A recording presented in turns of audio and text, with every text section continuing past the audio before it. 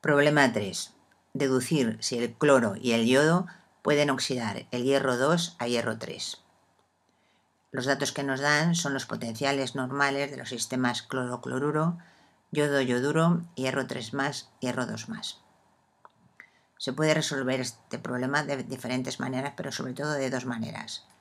La primera de ellas es, en el caso del cloro-cloruro, calculando la constante de la reacción global que se produce, es decir, cloro más 2 de hierro 2+, para dar 2 de cloruro más 2 de hierro 3+.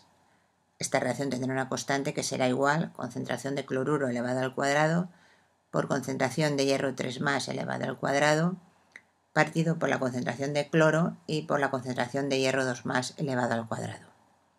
Si esta constante es muy alta, quiere decir que la reacción está muy desplazada hacia la derecha y se podrá llevar a cabo la oxidación. Para calcular la constante, escribimos las reacciones correspondientes a los dos sistemas implicados, que sería el del cloro a cloruro y el de hierro 2 a hierro 3+. Y escribimos los correspondientes potenciales de Nernst, que serían en el primer caso potencial del sistema del cloro igual potencial normal más 0,0591 partido por 2 logaritmo de la concentración de cloro partido por concentración de cloruro elevado al cuadrado.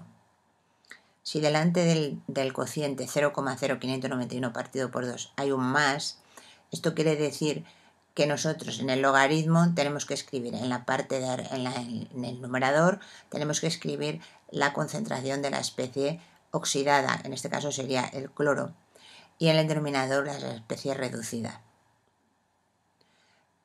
En muchos libros también pueden ponerlo al revés, ponen un negativo y escriben al revés, concentración de cloruro arriba, concentración de cloruro al cuadrado en el numerador y concentración de cloro en el denominador. El potencial del sistema del hierro sería potencial normal del hierro más 0,0591 logaritmo de la concentración de hierro 3+ partido por concentración de hierro 2+. Pero para poder igualar los potenciales, que después tendremos que hacerlo, es necesario que tendremos que sumar. Arriba tenemos 0,0591 partido por 2 y en el caso del hierro 0,0591 partido por 1.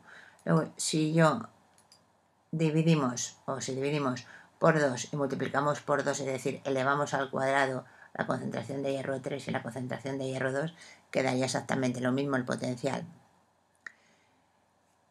En el equilibrio se igualan los potenciales, entonces tenemos que poner que el potencial normal del cloro más 0,0591 partido por 2 logaritmo de la concentración de cloro partido por concentración de cloruro elevado al cuadrado sería igual potencial normal del hierro más 0,0591 partido por 2 por el logaritmo de la concentración de hierro 3+ elevado al cuadrado partido por concentración de hierro 2+ elevado al cuadrado.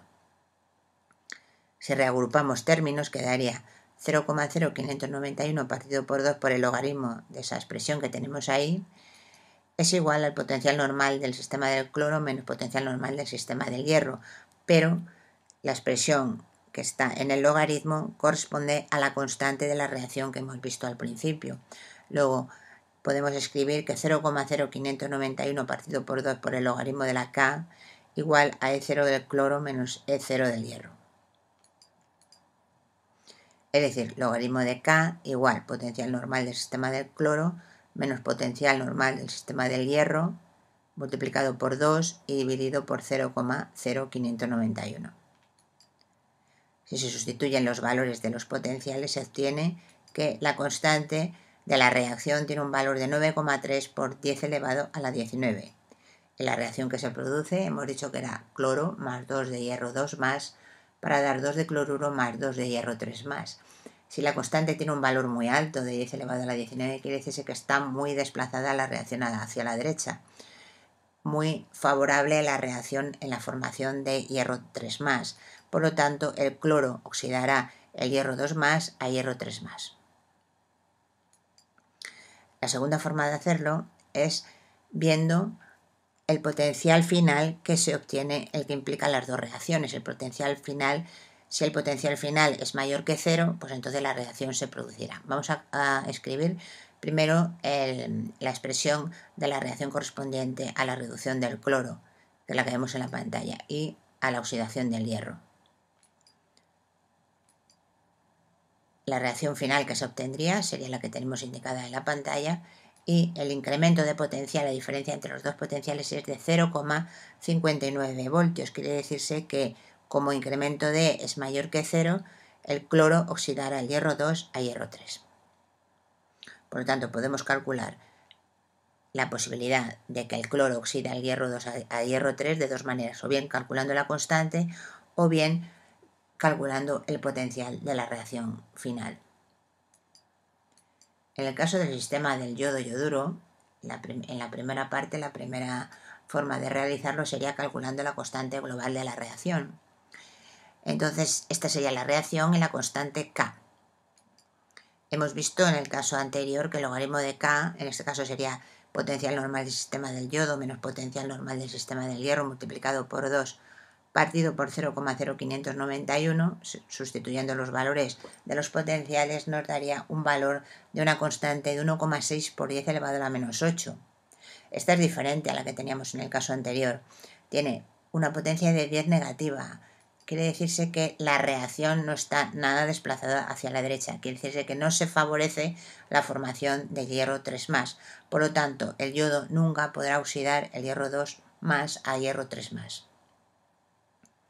La segunda forma de hacerlo es viendo que si la reacción se produciera si el potencial final es mayor que 0.